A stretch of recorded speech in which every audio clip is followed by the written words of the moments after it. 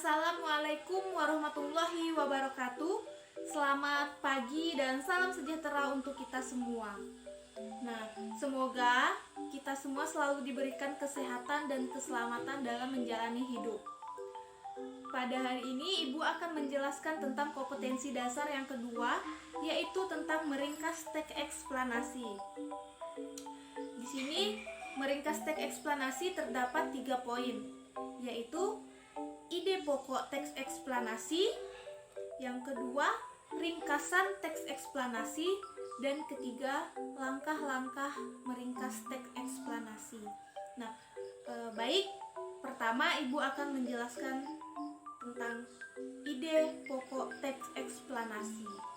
Nah, ide pokok teks eksplanasi adalah ide atau gagasan pokok yang menjadi pokok mengembangkan paragraf.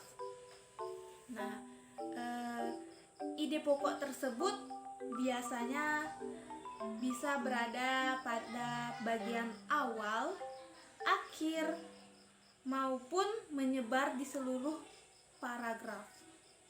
Nah, ide pokok ini juga terdapat atau dapat digunakan sebagai simpulan isi dari setiap paragraf.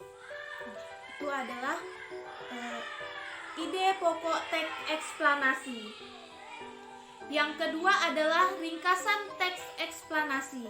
Nah, meringkas adalah menyajikan suatu karangan dalam bentuk yang lebih singkat dengan menentukan ide-ide pokok atau ide-ide pokok atau gagasan pokok karangan yang panjang. Nah, untuk meringkas teks eksplanasi, kita perlu mengawalinya dengan memahami gagasan pokok atau ide pokok dari paragraf-paragrafnya. Nah, meringkas ini juga bertujuan agar para pembaca mudah untuk memahami isi suatu karangan yang panjang. Itu adalah tujuan dari meringkas teks eksplanasi. Yang ketiga itu adalah langkah-langkah meringkas teks eksplanasi. Nah, langkah-langkah meringkas teks eksplanasi ini merupakan ringkasan yang sudah disusun berdasarkan bagian-bagian penting yang ada di dalam teks. Nah, gagasan yang penting itu berupa gagasan pokok. Nah, yang sudah Ibu jelaskan tadi, gagasan pokok itu bisa terletak di bagian mana saja, seperti di bagian awal, akhir, maupun di tengah-tengah paragraf. Berikut langkah-langkah meringkas teks eksplanasi, yaitu yang pertama, peringkas harus membaca karangan yang akan diringkasnya secara menyeluruh. Nah, kalau kita tidak membacanya secara menyeluruh, otomatis kita tidak bisa meringkasnya. Jadi kita harus membacanya dulu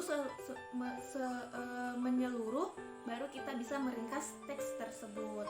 Nah, yang kedua itu peringkas mencari ide-ide pokok dalam karangan.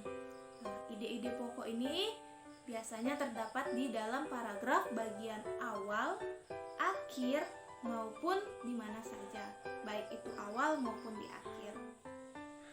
Nah, yang ketiga, peringkas menyusun ide-ide pokok tersebut menjadi kalimat-kalimat pendek. Nah, ketika kita sudah menentukan ide-ide pokok, kemudian kita susun untuk menyimpulkan isi dari teks tersebut. Nah, yang keempat, jika memungkinkan, ringkasan tersebut lebih dipadatkan atau lebih diringkas lagi. Nah, biar kita para pembaca mudah untuk memahami. Nah, yang terakhir yaitu yang kelima, peringkas dapat memadukan dan menceritakan kembali dengan menggunakan kata-kata sendiri. Jadi kita meringkas itu dengan kata-kata kita sendiri, tapi tidak menghilangkan makna dari cerita tersebut. Nah, itu adalah penjelasan Ibu poin yang kompetensi dasar yang kedua, yaitu meringkas teks eksplanasi. Mungkin sekian penjelasan dari Ibu. Terima kasih. Wassalamualaikum warahmatullahi wabarakatuh.